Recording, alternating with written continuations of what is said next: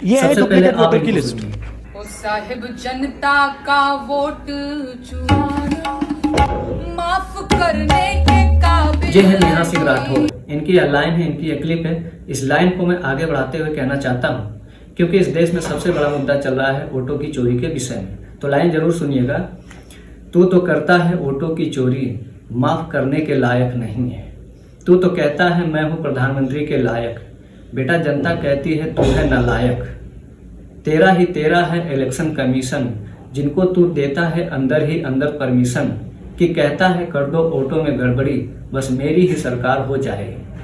तू तो करता है वोटों की चोरी, माफ करने के लायक नहीं है। तेरे ही तेरे छोटे बड़े हैं अधिकारी, उनको तो लगी है जातिवादी मानसिक बीमारी। अब आ गया है तूफान और आंधी, जिसको कहते हैं राहुल गांधी। अब तुम इन बातों को कैसे बताओगे, जनता के सामने इनको कैसे छुपाओगे। तू तो करता है वोटों की चोरी, माफ करने के लायक नहीं है। जी हाँ दोस्तों, भारत के संविधान के भाग 15 अनुच्छेद 324 से लेकर के 329 तक में इलेक्शन के बारे में बताया गया है, निर्वाचन के बारे में बताया है, जिसमें राइट टू वोट यानी वोट देने का अधिकार भी आता है। और इलेक्शन कमीशन की जिम्मेदारी बनती है, चाहे केंद्र सरकार का वोट हो चाहे राज्य सरकार का वोट पड़ रहा हो, तो इलेक्शन कमीशन की जिम्मेदारी बनती है कि वह निष्पक्ष तरीके से घोषणा करे। लेकिन यहाँ पर इलेक्शन कमीशन को क्या हुआ है ये मुझे नहीं मालूम, लेकिन जिस तरीके से राहुल गांधी ने सवाल उठाया है, मुद्दा उठाया है वोटों की धांधली के विषय में, कमीशन ने तुरंत अपनी साइट को बंद कर देता है। यह बहुत सोचने वाली बात है और सवाल पैदा करने वाली बात है, जिसमें कि इलेक्शन कमीशन के चीफ किसी विदेश में रह रहे हैं। क्या वह इतने बड़े पद पर होते हुए क्या वह भारत में नहीं रह पा रहे थे? यह भी बहुत बड़ा सवाल है।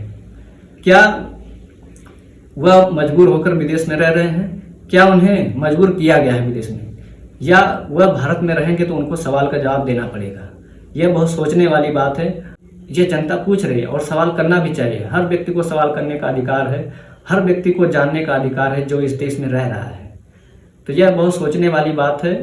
आप क्या कहते हैं कमेंट बॉक्स में जरूर बताइएगा। और हाँ, यह वीडियो इतना शेयर कीजिएगा कि पक्ष विपक्ष, केंद्र सरकार और इलेक्शन कमीशन तक और आम नागरिक तक यह वीडियो पहुंचे और आप लोग जानकार हों।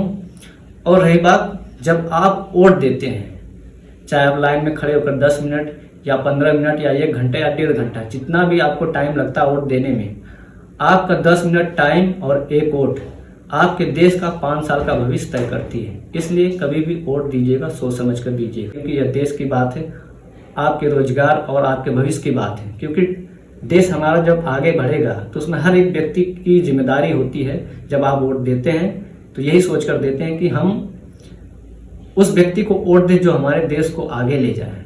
और मेरी तरफ से भारत के 79वें स्वतंत्रता दिवस की बहुत बहुत बधाई और ढेर सारी शुभकामनाएं। और जागरूक बनिए और जागरूक बनाइए। जय हिंद, जय भारत, वंदे मातरम।